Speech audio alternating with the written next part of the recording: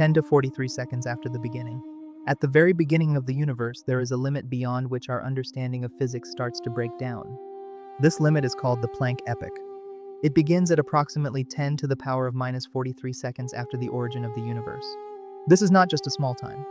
It is the smallest meaningful unit of time in modern physics. Before this point, our current laws of nature cannot fully describe reality. To understand why this moment is so important, we need to understand how physics works today. We have two major frameworks. One is general relativity, which explains gravity, space, and time on large scales. The other is quantum mechanics, which explains particles and energy on extremely small scales. Both theories are extremely successful on their own. But in the Planck epoch, both are needed at the same time. And this is where the problem begins. At this earliest stage, the universe is incredibly small, extremely hot, and unimaginably dense. It is not made of atoms or even subatomic particles in the usual sense. Instead, it is a rapidly fluctuating state of energy in space-time itself.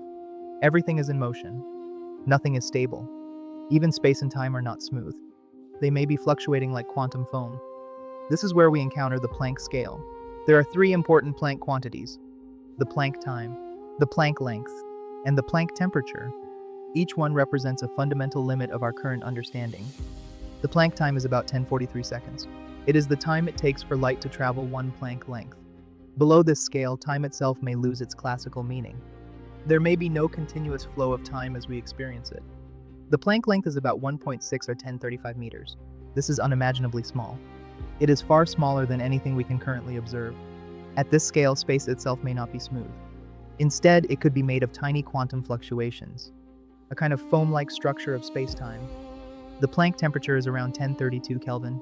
This is the highest temperature we believe can physically exist. At this energy level, all known forces of nature may merge into a single unified force. Particles as we know them cannot exist in stable form. Energy dominates everything. Now here is the most important question. Why does physics break down in the Planck epoch? The answer is simple but profound. Because we do not yet have a theory that combines gravity with quantum mechanics. Gravity is described by Einstein's general relativity. It works extremely well for planets, stars, galaxies, and even black holes. But it treats space and time as smooth and continuous. Quantum mechanics, on the other hand, tells us that at very small scales, energy comes in discrete packets. It introduces uncertainty, randomness, and fluctuations. In the Planck epoch, both of these realities exist at the same time. Gravity is extremely strong because everything is incredibly dense. And quantum effects are extremely strong because everything is extremely small. But we do not yet have a unified theory that explains both together. This missing theory is called quantum gravity. Without quantum gravity, we cannot fully describe what is happening at this moment. We can only describe pieces of it. We know the conditions are extreme. We know energy densities are enormous. We know space-time is not behaving normally. But we do not yet know the exact structure of reality at this scale. Some theories attempt to describe this. String theory suggests that fundamental particles are not points, but tiny vibrating strings. Loop quantum gravity suggests that space-time itself is quantized, made of discrete loops. Other models propose that space-time is emergent, not fundamental. But none of these theories have yet been confirmed experimentally. So what can we say with certainty about the Planck epoch? We can say that it represents the earliest stage of the universe where our known laws of physics are still partially valid. Before this, we cannot confidently describe reality. This is often called the wall of physics or Planck barrier. At this moment, the universe is not empty. It is filled with extreme energy, but it is also not structured. There are no atoms, no particles in a stable sense, no stars, no galaxies, not even the familiar structure of space and time. Instead, it may be a rapidly fluctuating quantum state. Space and time themselves may be constantly changing at microscopic scales. Some scientists describe this as a kind of cosmic foam. Others describe it as a pre-space-time state. But all descriptions are still theoretical. As time moves forward from this point, even by the tiniest fraction of a second, the universe begins to evolve.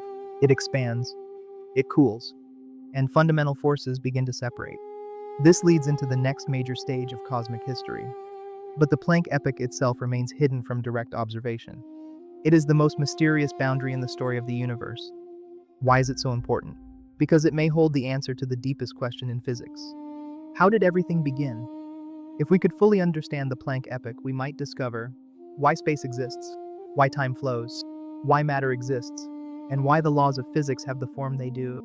It could lead us to what scientists call a theory of everything. a single framework that explains all forces of nature. But today, that theory does not yet exist. We are still searching.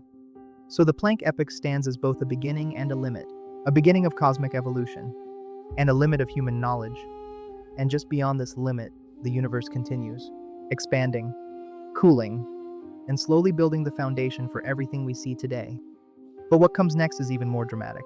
The moment when the fundamental forces begin to separate and the universe starts to take shape. That is where the next chapter begins.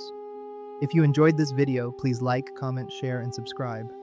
Check the description for more links and something cool waiting for you. Thanks for watching.